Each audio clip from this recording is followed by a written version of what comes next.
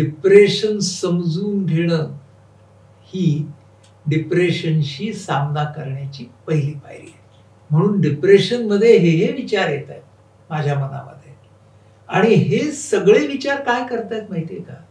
ते मला सांगतायत की ही परिस्थिती कायम राहणार आहे. व्हेअरॅज वास्तव काय, कोणतीही भावना किंवा कोणताही विचार हा जेव्हा येतो तेव्हा तो जाणार आहे. कालावधी कदाचित कमी जास्त असेल, आणि या परिस्थितीमध्ये सतत येणाऱ्या विचारांना, त्यावरती आपण केलेल्या विचारांना, सतत येणाऱ्या भावनांना आणि त्यातून आपण निर्माण केलेल्या भावनांना आपण कायम असं समजू लागतो. त्यामुळे कायम समजू लागणं हा जेव्हा भाग निर्माण होतो तेव्हा बघा, हे जर कायमच राहणार असेल, ही अर्थहीनता कायमच राहणार असेल, तर मग काय ह्या माझ्या अस्तित्वाचा उपयोग आहे? या अस्तित्वाला ना पीडा दिली तरी चालेल, आत्मपीडन.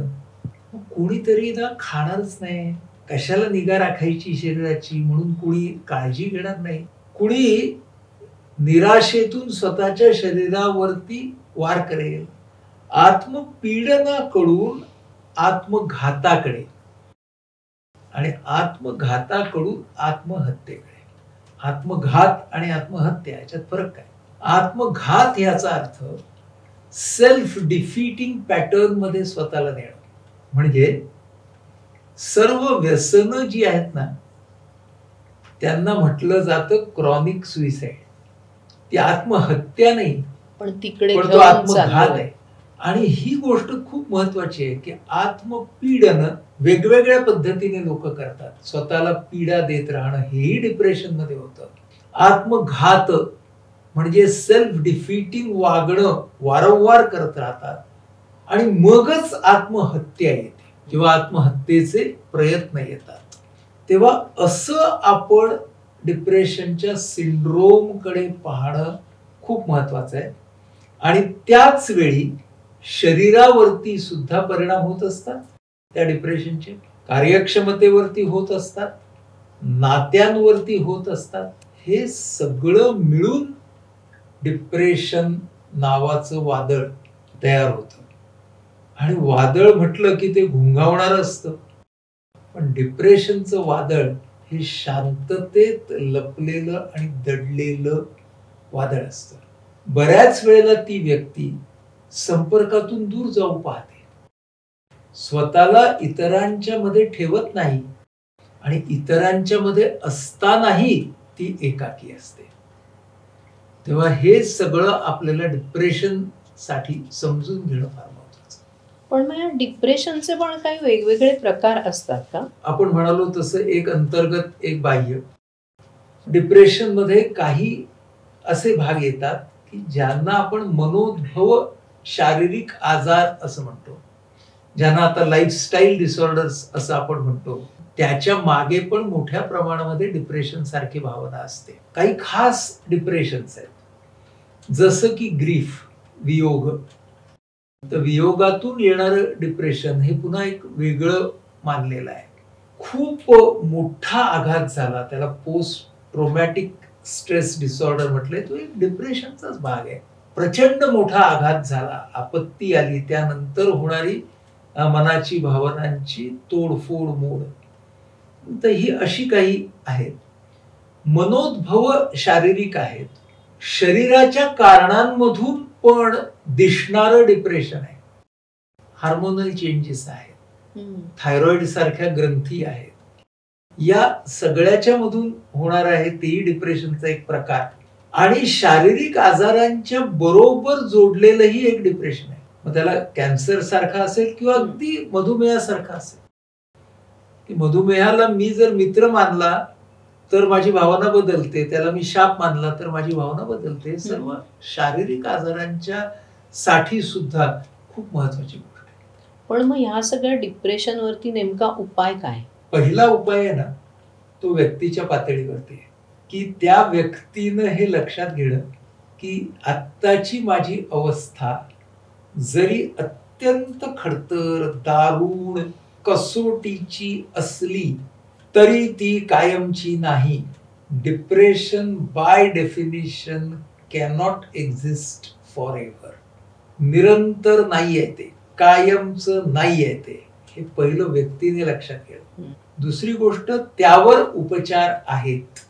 मी त्या उपचारांचा फायदा घेणार आहे, पण ना मला घ्यायचा आहे फायदा, पण माझ्यात ती शक्तीच नाहीये हो आता, असा विचार आल्यावरती मी सोडून कोणाकडे तरी उपचार घेण्याची इच्छा व्यक्त करेन. हे व्यक्तीच्या पातळीवरती व्हायला पाहिजे. व्यक्त होईन, डिप्रेस्ड असतानाही व्यक्त होईन. कोणी जवळचं नाहीये, निदान ज्या हेल्पलाईन्स आहेत तिथे तरी मी व्यक्त होईन, पण व्यक्त होईल नक्की. हे त्या माणसाच्या पातळीवरती पहिल्यांदा व्हायला पाहिजे. याचा अर्थ भावना म्हणून डिप्रेशनचा स्वीकार आणि आजार म्हणून त्यावर घेणार उपचार, हा मंत्र त्या व्यक्तीनं घेतला पाहिजे.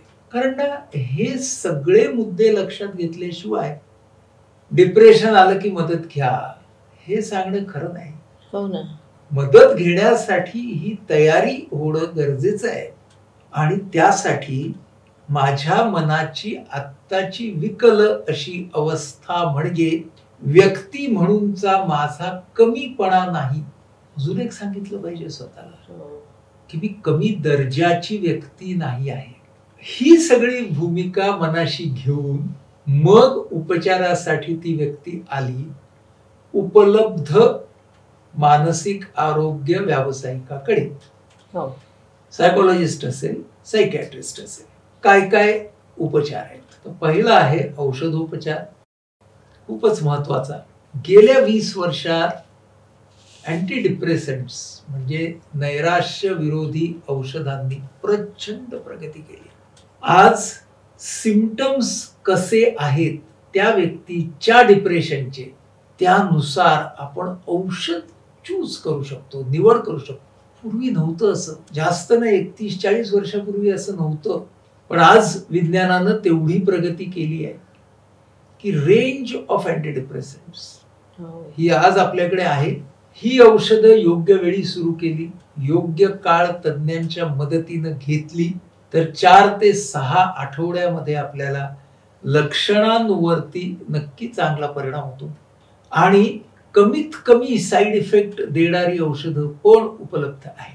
हे सगळं डोक्यात आपण घेतलं तरीही कधी कधी जेव्हा खूप टोकाचं डिप्रेशन असतं, आत्मघाताकडून आत्महत्येकडे जायचं असतं त्या मनाला, त्यावेळेला आपल्याला कधी कधी नेहमीच्या वातावरणापासून त्या व्यक्तीला विभक्त करावं लागतं. कधी कधी त्याला किंवा तिला हॉस्पिटलमध्ये ठेवावं लागतं. कधी कधी आपल्याला विद्युत उपचार पद्धती ह्याचा वापर करावा लागतो. या विद्युत उपचार पद्धतीला इंग्रजीमध्येही इलेक्ट्रो कन्व्हल्सिव्ह थेरपी किंवा ECT असं म्हणतात. त्यातला इलेक्ट्रो आणि कन्व्हल्सिव्ह हे शब्द नको ती भीती निर्माण करतात. आपण त्याला विद्युत उपचार पद्धती म्हणूया, इलेक्ट्रिकली मीडिएटेड थेरपी म्हणूया. त्याचं कारण असं की या पद्धतीबद्दल जितके गैरसमज आहेत तितके दुसऱ्या कशाही बद्दल नसावेत.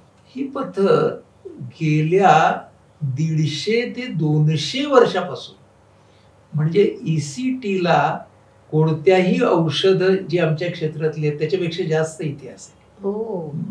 आणि ती विकसित झालेली वन ऑफ द फर्स्ट आहे. ती औषधं नंतर आली. तिथपासून शास्त्रज्ञ त्याच्यावरती काम करतायत. आणि आज डिजिटल एज आणि स्टेजचा प्रभाव त्याच्यावरती झालाय. त्यामुळे आज तो शॉक म्हटल्यावरती जो शॉक आहे तो फक्त मनाचा उरलाय, प्रत्यक्षात तो नाही आहे. पहिला मुद्दा. दुसरा मुद्दा की त्याच बरोबरीनं भूल देण्याची साधनं, अनेस्थेटिक एजंट्स यामध्ये प्रचंड प्रगती झाली. त्यामुळं आज ओपीडी बेसिसवर, म्हणजे येऊन ईसीटी घेऊन घरी जाऊ शकतो 3 तासात माणूस. त्यामुळे अतिशय चांगला फरक, योग्य निदान, योग्य वेळी विद्युत उपचार पद्धती देणं, त्याचे योग्य सीटिंग्स देणं, हे डॉक्टर्स, सायकॅट्रिस्ट लोक, आम्ही लोक डिस्कस करतो पेशंट बरोबर आणि कुटुंबियांबरोबर, आणि हे ठरवलं, अरे बापरे शॉक नको, बाकी काही करा असं म्हणू नये. बऱ्याच वेळेला त्यातून जो फरक येतो त्याचा लॉंग टर्म साईड इफेक्ट काहीही नसतो. कधी कधी ते सीटिंग घेतल्यानंतर काही काळ आपल्याला नजीकच्या काही घटना आठवत नाहीत, पण त्या परत रिस्टोर होतात. महत्वाचं काहीही आपण विसरत नाही. ईसीटी देणं हे ऑपरेशन थिएटर मध्ये होतं, त्यावेळेला ऑक्सिजनेशन म्हणजे प्राणवायूचा पुरवठा खूप चांगला ठेवला जातो. बाकी सर्व व्यवस्था जी जीवनाला आवश्यक आहे ती सुंदर ठेवली जाते. ॲनेस्थेशिया म्हणजे बधिरता ही जेमतेम काही मिनिटांची असते. प्रत्यक्ष विद्युत उपचार तर सेकंदाचाच असतो. त्यामुळं आपण ही पद्धत समजून घेणं, डॉक्टरांबरोबर चर्चा करणं, हे सगळं आपण करून उपचारांचा मार्ग हा नेला पाहिजे. औषधं, विद्युत उपचार पद्धती, मग येतात मानसोपचार. मानसोपचारांचा योग्य वापर डिप्रेशन मध्ये अतिशय चांगला होऊ शकतो.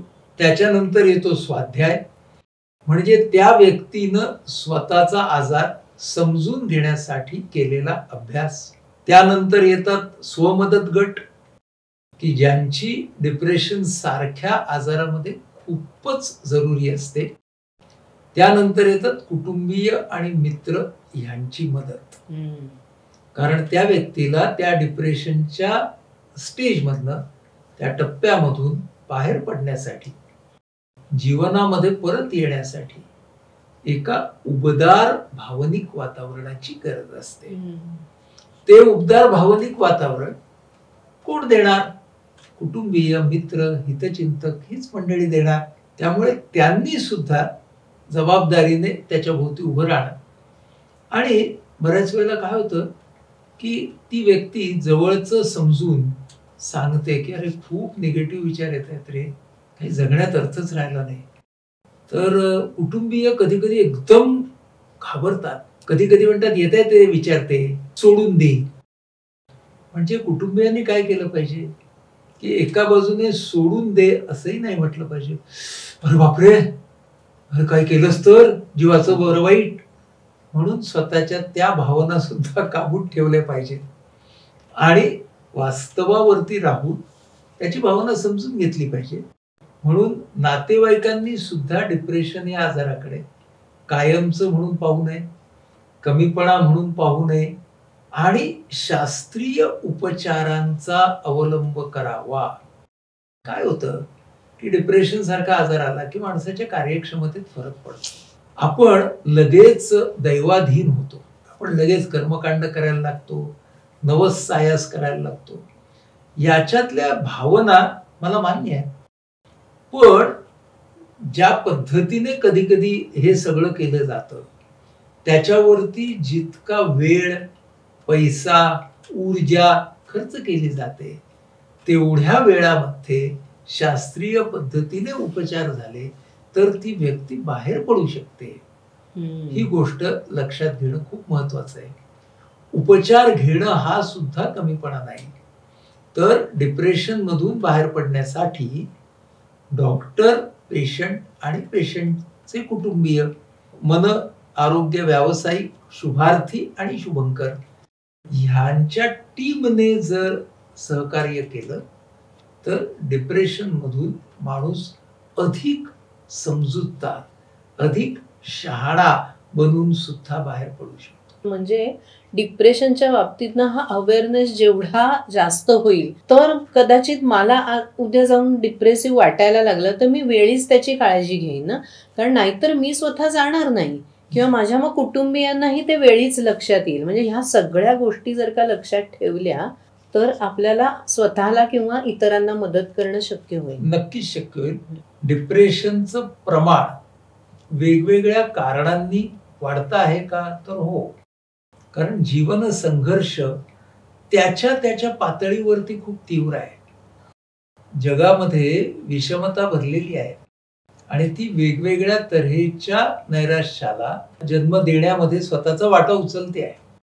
म्हणून आपल्याला या डिप्रेशनच्या संदर्भामध्ये एक शास्त्रीय आणि आरोग्यपूर्ण असा दृष्टिकोन आपल्या मनामध्ये घेणं ही गोष्ट खूप गरजेची आहे.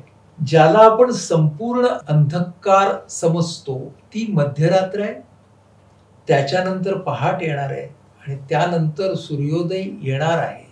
आणि आत्ता वाटणाऱ्या या हताशपणामध्ये उद्याच्या माझ्या विकासाच्या खुणा सुद्धा मी निर्माण करू शकतो हे लक्षात ठेवावं. शेवटी माणसाच्या अस्तित्वापेक्षा आणि माणसाच्या विकासापेक्षा कोणतंही डिप्रेशन उंच होऊ शकत नाही.